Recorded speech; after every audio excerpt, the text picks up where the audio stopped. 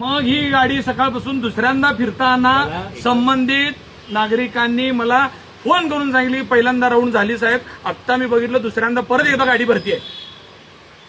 हा मग येऊन विचारलंय ही गाडी कशाची भरली काय.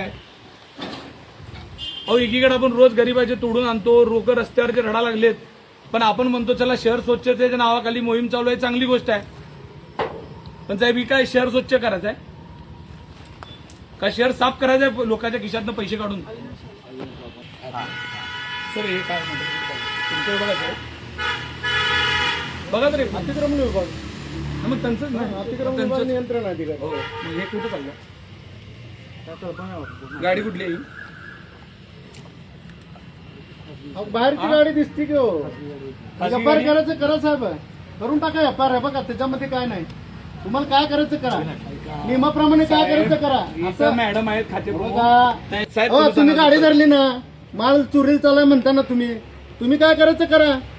असं नाही, लोकप्रतिनिधी तुम्ही आहे. आम्ही काहीच ऐका, ऐका. नागरिकांचा फोन आला साहेब खातेप्रमुख तुम्ही आहात, तुम्ही आम्हाला एक सांगा ही गाडी तुम्हाला विचारून बाहेर चालली आहे का. हे सांगतच नाही ना आम्ही. ठीक आहे आता मग खाते प्रमुख मी आहे ना, मग मीच ती गाडीचे आधार कार्ड घेतो. आधार कार्ड आणि ज्याच्या पावत्यात आता एवढे टपरे आहेत. नाही आता भरलेली गाडी कोणाची चालली आहे. भरलेली गाडी देणार आहे ना त्याने. आधार पावती कुठे आहे. आधार कार्ड देणार आहे त्याने. कोण आहे आधार कार्ड दिल्याशिवाय मी गाडी बाहेर जाऊ देत नाही. एवढे जबाबदार आयुक्त असताना त्यांच्या समोर असं बोललं जातं, तुमच्या दोघांच्या समोर आयुक्त आहेत तुम्ही. बोलू नका. ही काय बोलणार ना तुम्ही, ही कार्यपद्धती आहे. कारण साहेबांचं म्हणणं घ्या. काय सांगाल कारण साहेब, सांगू दे कारण साहेबांनी. एचओडी खातेप्रमुख समोर सांगता तुम्ही की आम्ही आता पावती देणार म्हणून. असं नसतं, तुम्हाला सांगायला लागलो तुम्ही आयुक्त. नाही आयुक्त आहे तिथं, महापालिकेच्या आयुक्तांनी सांगा आता की ह्यानी जे सांगतात त्याशी तुम्ही सहमत आहे का. नाही, हा कार्यपद्धती चुकीची आहे.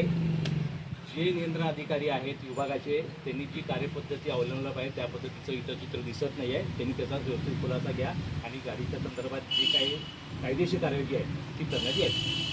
साहेब एफआयआर पोलीस यायला लागलेत, 2 मिनिट थांबा साहेब. तुम्ही स्वतः एफआयआरचा आदेश तुम्ही द्या, एफआयआर दाखल करा. सगळ्या विभागाच्या सगळ्या लोकांवर एफआयआर झाला पाहिजे. एफआयआर मध्ये काहीही नाही.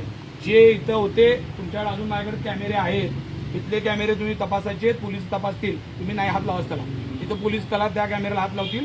तुम्ही नाही, पहिला फक्त एफआयआर तुम्ही द्यायचा. आणि तुम्हाला जर माहीत नसेल तर तुम्ही एफआयआर देऊ शकता, आणि तुमच्यावर द्यायची असेल तर ह्यांनी देतो. बरोबर आहे का. तुम्हाला द्यायची नसेल तर तुमच्या सहित ह्यांनी देतो.